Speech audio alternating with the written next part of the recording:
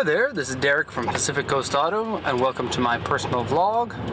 Driving my car at the ports of Yokohama right now, and just on my way back from the port checking some cars. You can check my main channel for the cars that I checked today. There's only going to be one on there, and it's going to be a GDB Impreza. So if you like that car, this one's an STI V Limited, so a very special, unique model of the GDB Impreza.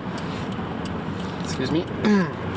And today, so the topic today is going to be something that I've been wanting to get to for a while, but wanted to establish the cast a little bit before I got into it. And the topic is going to be about fraud. And it's something that I want to talk about specifically because there is a lot of fraud in the industry for buying cars from Japan. And fraud is something that just baffles me.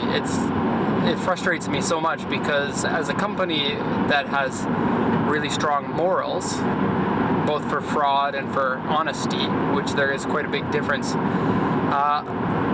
the fact that my competitors are able to be more profitable than I am because they partake in fraud or dishonesty, and the fact that I have to work really, really hard in order to break even in an industry where lots of companies are profitable because of conning their customers. And the reason why the fraud exists is because there's a big difference between the information in the industry that's known by the exporters and what's known by the buyers and the people who are importing.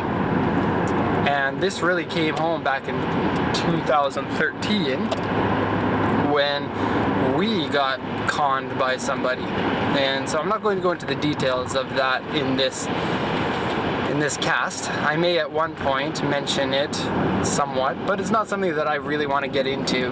But I will talk about probably, 3 or 4 different kind of big things in terms of fraud for this industry. And today we're just going to talk about one of them. And this one is more in the category of dishonesty than the category of fraud.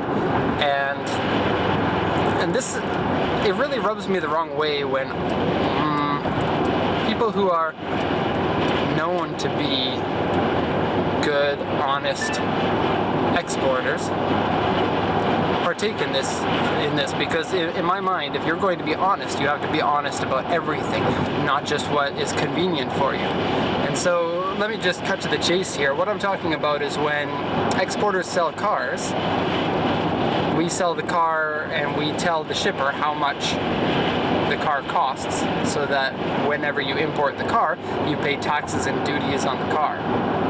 And so we send a lot to Canada, it's 11.1% there.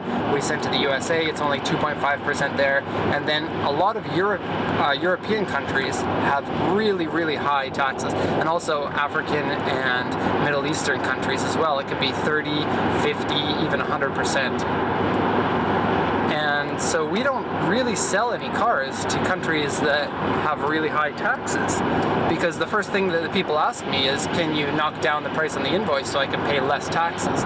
And in my mind, you can't be picky and choosy about how you're going to be honest. If you're going to be honest, you have to be 100% honest. And this is to the customer's benefit to get the break on the taxes.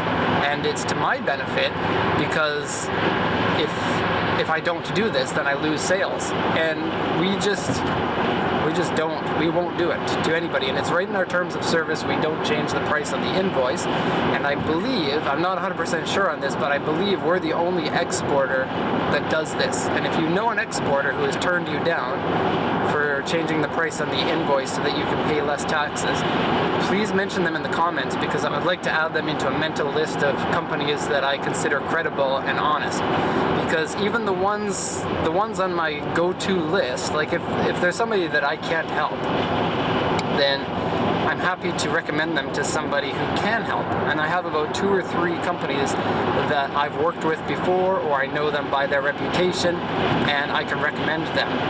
But of those companies, I don't know who does this and who doesn't do this, but I'm pretty certain that all of those companies do it, because you can't really get caught. And that's the thing. So, people think that if you run a business and there's some sort of dishonesty or some sort of scam that you can't get caught doing, then it's free range. because, you know, we're Japanese companies, and if you are scamming the customs in another country, they would have to come to Japan in order to sue you. And customs doesn't come to other countries to sue people anywhere in the world that I'm aware of. And so no exporter is ever going to get in trouble for this. And even if somebody does, they can just say, oh, well, the customer changed the invoice, it wasn't me. And so we have this industry where the customers benefit off of invoice changing, and the exporters can't get caught, and so this is regular business as usual.